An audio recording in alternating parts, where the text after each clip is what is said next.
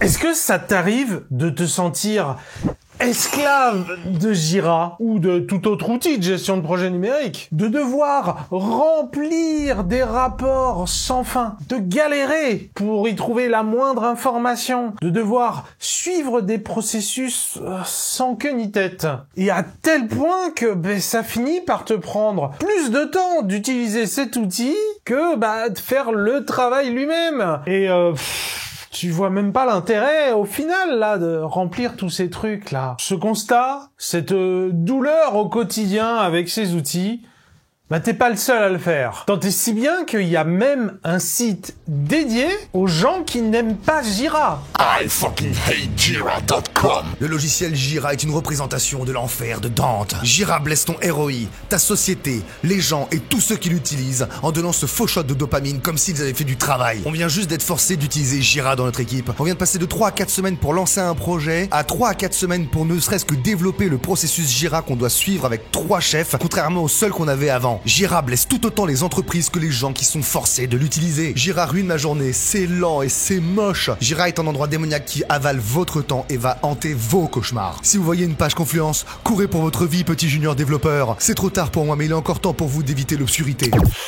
Si t'es en train de galérer avec Jira ou avec un autre outil similaire, tu vois, t'es pas seul. Pour compléter ce panorama en ajoutant nos propres observations, nous, on est Scrum Life, on accompagne des entreprises et des organisations pour mieux fonctionner. Et des équipes où il se passe ce que tu vis, malheureusement, c'est fréquent. Mais la bonne nouvelle, c'est que c'est pas une fatalité. C'est possible de faire autrement et de faire en sorte que ces outils te servent plutôt que ce soit toi qui les sers. Et ça, on le sait, parce qu'on l'a déjà fait. C'est le genre de choses qu'on fait justement chez nos clients. Donc oui, il y a de l'espoir. Oui, c'est vrai, c'est possible qu'un outil comme ça puisse vraiment t'aider dans ton travail au quotidien. Et ça deviendra même un soutien pour toi et ton équipe. C'est l'idée à l'origine, non? Bien mis en place, voilà à quoi ça devrait ressembler. Une vue claire du travail à faire. Là, par exemple, on voit tout de suite le travail en cours. Des rapports chiffrés de comment travaille ton équipe. Et ça en quelques clics. Là, par exemple, le graphique montre à l'équipe que vous avez un goulot d'étranglement. Une centralisation des informations, un point d'entrée clair. Tout le monde peut savoir ce qui a été mis dans la dernière version livrée, par exemple. Et un espace clair qui encourage la collaboration en montrant par exemple en daily qu'une personne est coincée en ajoutant un point chaque jour que la tâche passe en cours de réalisation. Là, on voit par exemple que c'est bloqué depuis 3 jours. Tout cela c'est automatisé, il n'y a pas d'action à faire, ça ne prend pas de temps et donc ça aide. Ces exemples sont tirés de Jira, mais on pourrait très bien te montrer la même chose sur, par exemple, Azure DevOps ou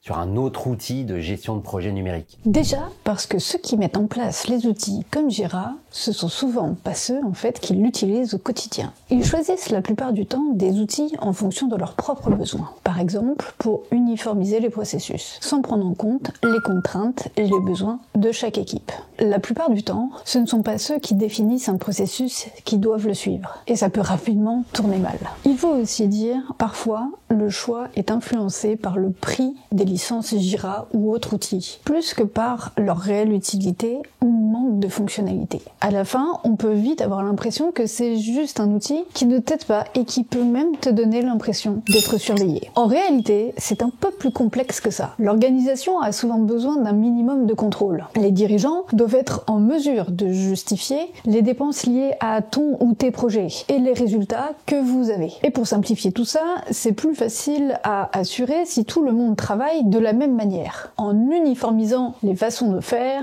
il est plus simple de voir ce qui fonctionne, ce qui est comparé et même démontrer ce qui doit être fait. Un autre avantage, si je puis dire, c'est souvent moins coûteux d'avoir un seul outil pour tout le monde. Les outils de gestion numérique comme Jira ou Azure DevOps sont d'ailleurs très efficaces pour l'uniformisation.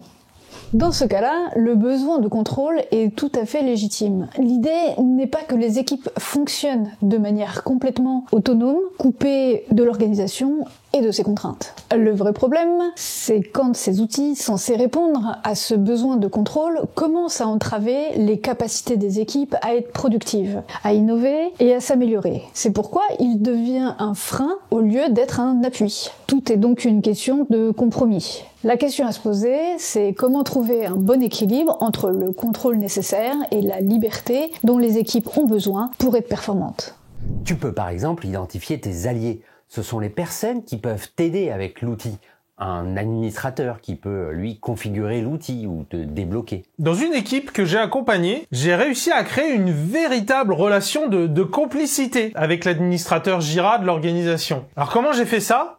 Déjà, les demandes de modification, de configuration que je lui envoyais, que je lui soumettais, elles étaient juste exemplaires. Vraiment, je listais très précisément, voilà d'où on part, voilà où on veut aller. Vraiment tout précis, prémâché, au clair. Je lui rendais la vie beaucoup plus facile, au passage, tout en lui donnant aussi une grande confiance dans ce que je demande. Que c'était pas délirant, que c'était maîtrisé, que c'était clair déjà dans ma tête et que j'arrivais à le partager, à l'exprimer. Et puis le point bonus, c'est que j'allais le voir, tout simplement. Je lui parlais, je me contentais pas de lui écrire, de lui envoyer des demandes à l'écrit. Et tant et si bien que, à la fin, il m'a même donné à moi les droits d'administrateur. Et c'est dire à quel point j'ai développé cette relation de confiance avec lui. Donc voilà, il y a quand même ce point qui est très important. Sois sympa avec eux, prémâche-leur le travail et puis développe une bonne relation. Ça peut tout changer. Parfois, il y a de véritables rapports de force dans l'organisation, tant et si bien que la configuration de ces outils devient presque une force globale, inamovible. Mais ne te décourage pas, c'est juste, n'y va pas seul. Renseigne-toi autour de toi, dans les autres équipes, comment ça se passe? Il y a fort à parier que, pour eux aussi, c'est galère d'utiliser Jira ou autre. En remontant ensemble vos difficultés avec la configuration de l'outil, vous avez plus de chances d'être entendus, de créer une coalition. Mais vous contentez pas de vous plaindre, Par exemple, tu peux te renseigner sur les possibilités de l'outil, fais des suggestions, montre ce que ça peut te donner, propose des alternatives. Bref, sois dans la collaboration plutôt que dans l'opposition. Dis-toi une chose, cet outil peut et doit être ton ami. Tu dois apprendre à le connaître pour qu'il te facilite la vie. Mais le truc le plus important, c'est pas comment tu utilises l'outil. C'est que si t'es bon, on va pas t'emmerder. Attends, ça veut dire quoi? Être bon. Ça veut dire que t'as de l'impact, que sans ambiguïté, tu sers les objectifs de l'organisation. Et surtout, tu le démontres. Cet impact, il doit se voir. Dans une équipe d'une très grande banque que j'ai accompagnée, les managers ont demandé, comme ça à tout le monde, vélocité, prévisionnel, etc. On a donné des trucs, vite fait, puis on a commencé. Et là, comme ça livrait, comme on avait un impact et qu'on communiquait dessus, 4 mois après, quand je demande à ce manager, en fait, ça t'a servi à quoi les estimations qu'on t'a données? Eh bien, il m'a répondu franchement, à rien, vu que ça livrait au moins toutes les semaines, j'ai pas eu besoin de les regarder. Le problème le plus gênant dans la mauvaise utilisation des outils de gestion de projet numérique, c'est qu'ils n'aident pas l'équipe au quotidien à voir ses problèmes, à les débloquer et donc à s'améliorer. S'il y a bien un moment clé pour permettre à ton équipe de prendre corps et de réellement mieux fonctionner, c'est lors du daily, de la réunion quotidienne. Va voir notre vidéo avec nos conseils pour changer radicalement comment tu utilises ton outil de gestion de projet et pour permettre à ton équipe de donner son plein potentiel. Par exemple, en arrêtant de faire le tour des personnes, mais en faisant à la place le tour des éléments de travail. Tu vas voir, ça va te changer la vie. Clique ici. Je te dis à la prochaine fois. Ciao!